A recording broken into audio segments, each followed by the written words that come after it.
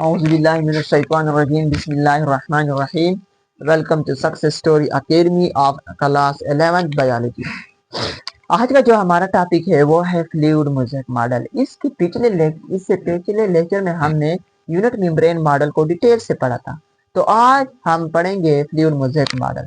लेकिन fluid mosaic model को शुरू करने से पहले मैं आपको एक बार रिवाइज कर देता हूँ कि हमारे पास जो यूनिट मेम्ब्रेन मॉडल था इसका स्टेटमेंट किया था। इसका स्टेटमेंट ये था कि ये जो लिपिड बाई लेयर है ये दो प्रोटीन लेयर में हमारे पास क्या है, सैंडविच है। ये हमारे पास दो लिपिड लेयर है और ये दो प्रोटीन लेयर है। ये प्रोटीन लेयर ने क्या है, इस दो लिपिड बाई लेयर को हमारे पास घेर लिया है, तो इसको यूनिट मेम्ब्रेन मॉडल कहा था हमने। इसके बाद हमारे पास आज हम स्टार्ट करते हैं फ्लूइड मोज़ेक मॉडल को। तो फ्लूइड मोज़ेक मॉडल को was proposed by Singer and Nicholson in 1972। जो हमारे पास फ्लूइड मोज़ेक मॉडल था इसको सिंगार और निकोलसन ने 1972 में बनाया था। इसका जो स्टेटमेंट था, according to this model lipid bilayer is not sandwich between two protein layers. इसका क्या मतलब है? इसका मतलब यह है कि ये लिपिड बाइलेयर जो है ये दो प्रोटीन लेयर में सैंडविच नहीं है, बल्कि ये क्या है, mosaic refer to the irregular arrangement of protein just like iceberg in सी।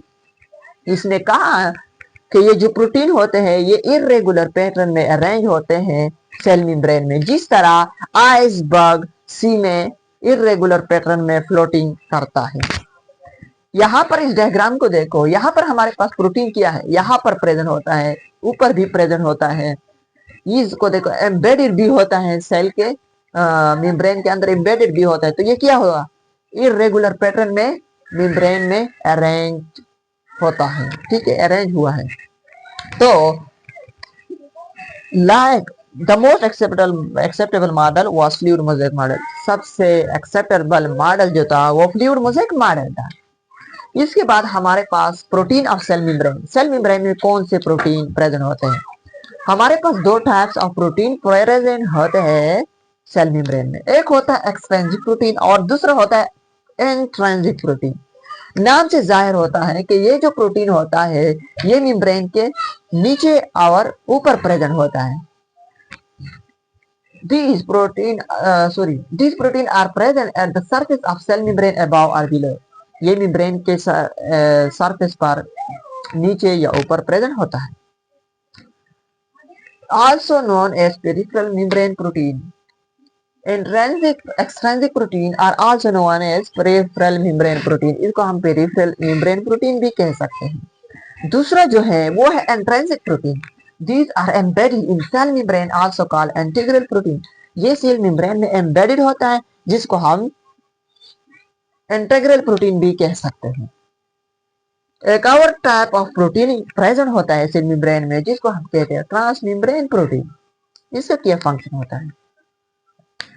तो इसका फंक्शन होता है this protein are present inside the membrane above and below. ये प्रोटीन जो होता है ये मेम्ब्रेन के अंदर, बिलो, नीचे और ऊपर प्रेजेंट होता है। यहाँ पर स्ट्रक्चर को देखो, नीचे भी प्रेजेंट होता है और ऊपर भी प्रेजेंट होता है, तो इसको हम क्या कह सकते हैं, ट्रांस मेम्ब्रेन प्रोटीन। अब यहाँ पर एक और पॉइंट इस डायग्राम में रह जाता है वो है कोलेस्ट्रॉल। यहाँ पर कोलेस्ट्रॉल का क्या फंक्शन होता है? कोलेस्ट्रॉल का यहाँ पर फंक्शन ये होता है कि कोलेस्ट्रॉल हमारे पास दो फास्फोलिपिड को स्टिक करता है। क्यों इसको इस तरह ऐसे स्टिक करता है कि ताकि ये जब एक्सटर्नल इन्वायरमेंट में कंडीशन चेंज हो जाए, यानी कि टेम्परेचर ज्यादा हो जाए, तो ये इसका डैमेज स्ट्रक्चर जो है ये खराब ना हो जाए, इसलिए ये कोलेस्ट्रॉल क्या करता है, इस दो फास्फोलिपिड को स्टिक करता है टाइटली ताकि मेम्ब्रेन का जो स्ट्रक्चर है वो खराब ना हो जाए, यानी कि ये फ्लूइडिटी मेंटेन करता है बिटवीन टू फास्फोलिपिड। तो हमारे पास ये एमसीक्यूज में भी आ सकते हैं कि what is the role of cholesterol, जो कि आया भी है कोलेस्ट्रॉल मेंटेन फ्लूइडिटी। तो आपको वहां पर कौन से ऑप्शन पर टिक लगाना होगा, मेंटेन कोलेस्ट्रॉल मेंटेन फ्लूइडिटी इन फास्फोलिपिड, या आप ये भी कह सकते हैं, ऐसा भी ऑप्शन भी आ सकता है कि स्टिक टू फास्फोलिपिड, ठीक है। इसके बाद हमारे पास आता है function of membrane lipid. Membrane का क्या, सेल मेम्ब्रेन का लिपिड का क्या फंक्शन होता है सेल मेम्ब्रेन। तो lipid of the membrane make it differentially permeable and semi permeable. ये जो लिपिड होता है ये मेम्ब्रेन को सेमी परमेबल और परमेबल हमारे पास बनाता है। जो परमेबल और सेमी परमेबल का यहाँ पर मतलब ये है कि ये कुछ सब्सटेंसेस को अलाउ करता है और कुछ को नहीं। तो कौन से सब्सटेंसेस को अलाउ करेगा और कौन से को नहीं, तो ये पढ़ते हैं, ठीक है। Phospholipid of the membrane being hydrophobic so cannot allow the transport of polar substances। ये जो फॉस्फोलिपिड होता है ये हमारे पास क्या होता है, हाइड्रोफोबिक होता है। हाइड्रोफोबिक, इसका जो टेल होता है फॉस्फोलिपिड का वो क्या होता है, हाइड्रोफोबिक होता है, और टेल हमारे पास हाइड्रोफिलिक होता है। तो ये जो टेल होता है ये हाइड्रोफोबिक होता है, नॉन पोलर होता है, जिसकी वजह से हमारे पास यहाँ पर पोलर सब्सटेंसेस अलाउ नहीं कर सकते, पोलर सब्सटेंसेस मेम्ब्रेन पर पास नहीं हो सकते। तो it can allow non polar substances across the membrane, ये सिर्फ नॉन पोलर सब्सटेंसेस को मेम्ब्रेन से पास करते हैं। अब यहाँ पर क्वेश्चन ये क्लियर होता है कि तो और सब्सटेंसेस जो होते हैं, पोलर सब्सटेंसेस होते हैं, ये कैसे पास होते हैं, तो इसको हम इंशाल्लाह पढ़ेंगे। इसके बाद ये आता है कि ये कैसे पास हो जाएंगे, ठीक है। अब यहाँ पर एक पॉइंट है शुगर चेन। यहाँ पर एक चेन प्रेजेंट होता है सेल मेम्ब्रेन के ऊपर, एक चेन प्रेजेंट होता है जिसको हम कहते हैं शुगर चेन।